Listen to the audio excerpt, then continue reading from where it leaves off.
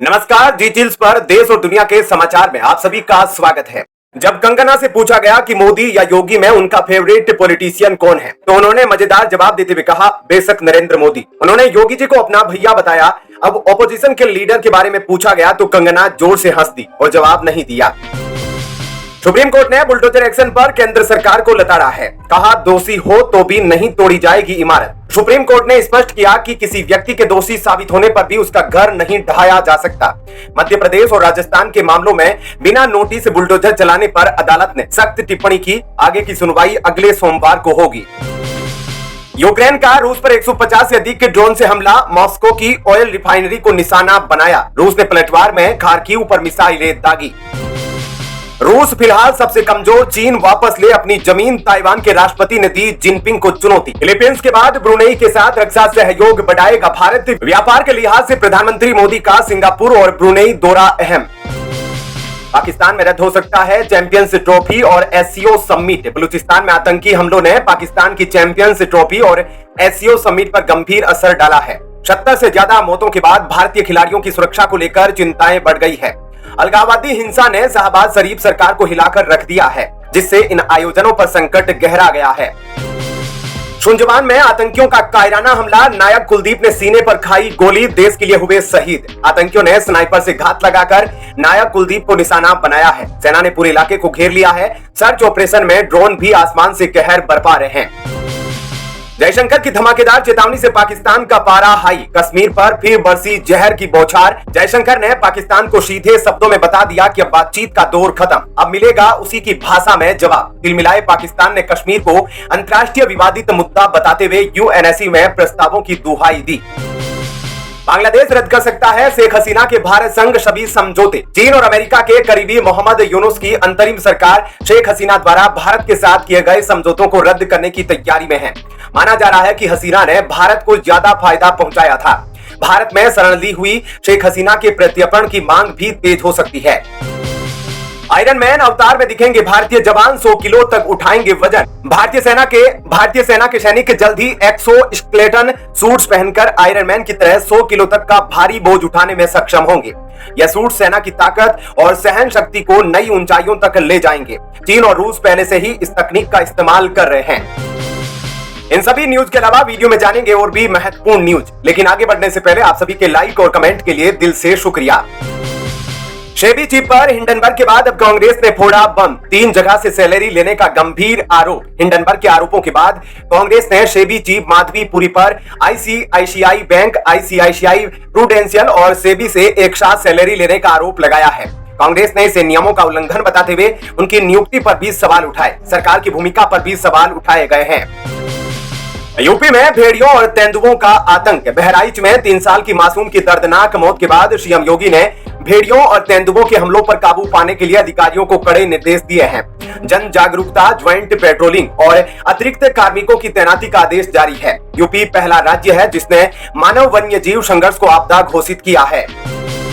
बांग्लादेश में उथल पुथल के बीच मणिपुर में ड्रोन बम से हमला, महिला समेत 2 की मौत, 9 घायल। इम्फाल पश्चिमी जिले में उग्रवादियों ने ड्रोन से बम बरसाए। गोलीबारी में महिला और पुलिस अधिकारी समेत 2 की जान गई। स्थानीय लोगों का दावा, अचानक हुए इस हमले ने दहशत फैला दी। IC-814 कंधार हाईजैक पर बवाल के बाद केंद्र सरकार का सख्त एक्शन, नेटफ्लिक्स कंटेंट हेड तलब। वेब सीरीज IC-814 में आतंकवादियों के हिंदू नाम दिखाने पर भारी विरोध के बाद केंद्र सरकार ने सख्त कदम उठाते हुए नेटफ्लिक्स के कंटेंट हेड को पूछताछ के लिए समन भेजा है। विवाद के बीच सरकार का यह एक्शन बड़ा संदेश दे रहा है। बांग्लादेश में दुर्गा पूजा, प्रतिमा पर हमला, उपद्रवियों ने प्रतिमा को तोड़ा और जलाने की कोशिश की। शेरपुर जिले के बरवारी मंदिर में उग्रवादियों ने देर रात प्रतिमा को नुकसान पहुंचाया। सेना और पुलिस ने मौके पर पहुंचकर स्थिति को नियंत्रित किया। डीटीसी ड्राइवर्स के हालात पर राहुल गांधी का तीखा हमला, दिल्ली सरकार से पूछा, नागरिक पक्के तो नौकरी कच्ची क्यों। राहुल गांधी ने डीटीसी बस ड्राइवर्स की अनिश्चित नौकरी, कम वेतन और सामाजिक सुरक्षा की कमी पर सवाल उठाते हुए दिल्ली सरकार को घेरा। उन्होंने कहा कि संविदा मजदूरी ने बड़ी जिम्मेदारी वाले काम को मजबूरी बना दिया है। अब ड्राइवर्स सम्मान वेतन की मांग के साथ न्याय की गुहार लगा रहे हैं। गाजा अटैक के बाद इजराइल में बवाल, 5 लाख से ज्यादा लोग सड़कों पर, 6 बंधकों के शव मिलने के बाद इजराइल में भड़का गुस्सा। तेल अवीव में 3 लाख समेत देश भर में 5 लाख से ज्यादा लोगों का प्रदर्शन, नेतन्याहू के घर के बाहर भी जोरदार विरोध। योगी आदित्यनाथ का बड़ा बयान, संत और योगी सत्ता के गुलाम नहीं होते। चंदौली में बाबा कीनाराम की 425वीं जयंती पर सीएम योगी ने कहा, संत और योगी सत्ता के गुलाम नहीं होते। उन्होंने छुआछूत के खिलाफ बाबा कीनाराम के संघर्ष की तारीफ की और मुगल आक्रांताओं को सबक सिखाने की भी बात कही। अभी जानेंगे और भी महत्वपूर्ण बड़ी खबरें। लेकिन वीडियो में आगे बढ़ने से पहले एक ब्रेकिंग अनाउंसमेंट। देश और दुनिया की 100+ फटाफट ब्रेकिंग खबरों को देखने के लिए हमारे चैनल को सब्सक्राइब करें, बेल नोटिफिकेशन ऑन करना ना भूलें, ताकि हमारी सुपरफास्ट मॉर्निंग समाचार और इवनिंग बुलेटिन आप तक बिना किसी देरी के पहुंचे। याद रखिए, आप तक सबसे तेज 100 खबरें सिर्फ जी चैनल्स पर। शंभू बॉर्डर अभी नहीं खुलेगा, सुप्रीम कोर्ट ने किसानों से बातचीत के लिए बनाई कमेटी, राजनीतिकरण न करने की नसीहत। सुप्रीम कोर्ट ने शंभू बॉर्डर पर किसानों से ट्रैक्टर हटाने के लिए हाई पावर कमेटी बनाई है। कोर्ट ने स्पष्ट कहा, मुद्दों का राजनीतिकरण न हो। पिछली सुनवाई में एक लेन खोलने की बात हुई थी, लेकिन किसानों और अधिकारियों की बैठक बेनतीजा रही। शिक्षा मंत्री की चेतावनी, अकबर को महान बताया तो किताबें जला देंगे, ये महाराणा प्रताप का अपमान। उदयपुर में राजस्थान के शिक्षा मंत्री ने कहा कि अकबर को महान बताना मूर्खता और मेवाड़ का अपमान है। उन्होंने स्पष्ट किया कि राजस्थान की किसी किताब में अकबर जैसे लुटेरे और आक्रमणकारी को सम्मान नहीं मिलेगा। अगर ऐसा हुआ तो सारी किताबें जला देंगे। संघ की बैठक में जातिगत जनगणना पर कड़ा रुख, चुनावी फायदे के लिए इस्तेमाल का विरोध। सुनील अंबेकर ने केरल में संघ की बैठक के बाद कहा कि जातिगत जनगणना का इस्तेमाल केवल कल्याणकारी उद्देश्यों के लिए होना चाहिए, न कि चुनावी लाभ के लिए। उन्होंने वक्फ बोर्ड और पश्चिमी बंगाल की घटनाओं पर गंभीर चिंता जताई, साथ ही रेप जैसी घटनाओं की रोकथाम के लिए 5 ठोस कदम उठाने की बात भी कही। कन्नौज केस में नवाब सिंह यादव की बड़ी मुश्किलें, डीएनए सैंपल से खुलासा। कन्नौज में किशोरी से दुष्कर्म के मामले में पूर्व ब्लॉक प्रमुख नवाब सिंह यादव का डीएनए सैंपल पीड़िता से मैच हो गया है, जिससे उनकी मुश्किलें बढ़ना तय है। पुलिस ने 70 पन्नों की केस डायरी तैयार कर ली है और जल्द ही चार्जशीट दाखिल करने की तैयारी में है। दिल्ली के आप विधायक अमानतुल्लाह खान को ईडी ने किया गिरफ्तार। वक्फ बोर्ड मनी लॉन्ड्रिंग केस में 4 घंटे की पूछताछ के बाद गिरफ्तारी।